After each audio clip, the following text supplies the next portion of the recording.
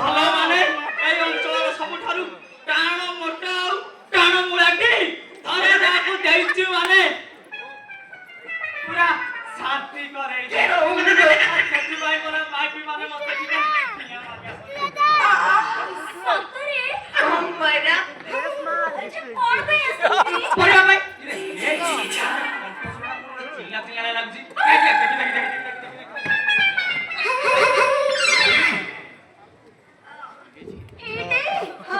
ଭାବୁଛ କଣ ଯେ ଦଉନ?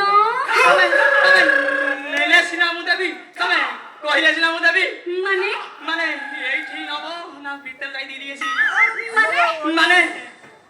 ତମେ କିଛି ଜାଗା ଫାଗା ଆଣିନ ତ ସେଥିପାଇଁ ଓହୋ ଏ ଚିଲ୍ଲା ଚିଲ୍ଲା ଲାଗୁଛି ଠିକ ସମୟରେ ମନେ ପଡିବ ଆଚ୍ଛା କଣ ଦେବି କହିଲ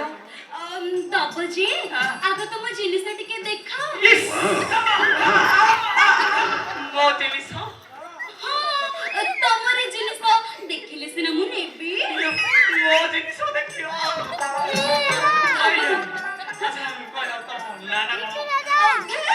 ମୋ ଲାଡୁ ଜଣକି ତମେ କଣ କରିବ ଯେ ନାଇଁ ତମ କଣ୍ଠସ୍ୱରଟା ମତେ କାହିଁ ଚିଲ୍ଲା ଚିଲ୍ଲାଳିଆ ଲାଗୁଛି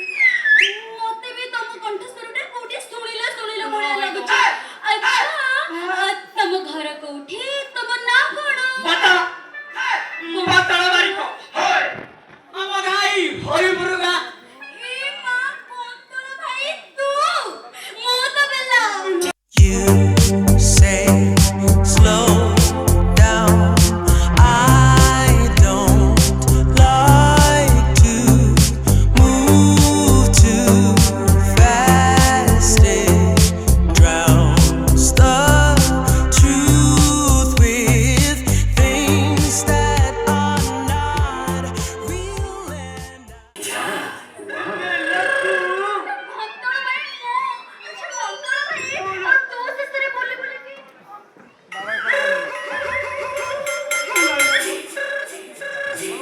ଏ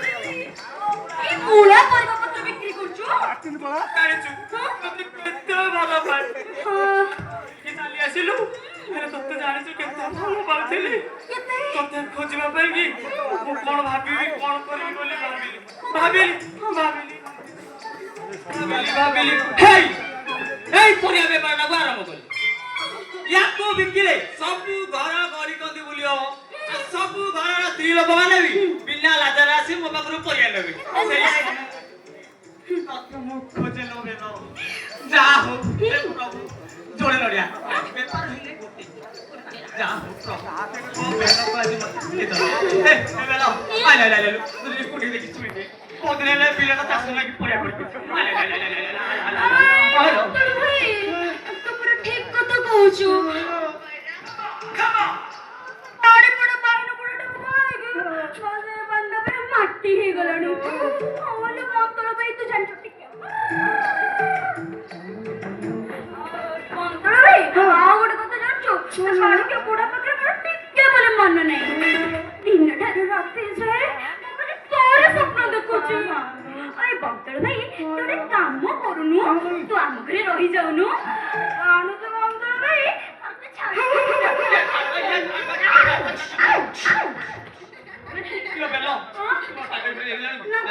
ସେ ବୁଢା ମତେ ଲକ୍ଷେ ଦବ ମତେ ପଚାରିବ କିଏ ଏ କାହିଁକି ଆସିଛି ତମେ ସେଥିପାଇଁ କାହିଁକି ଟେନସନ ନଉଛ କହିଲ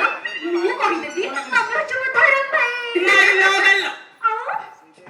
ଧରମ ଭାଇ ଆଉ ତା ଛଡା ଧରମ ଭାଇ କି ତୋ ଘରେ ମୁଁ କେତେ ଦିନ ରହିବି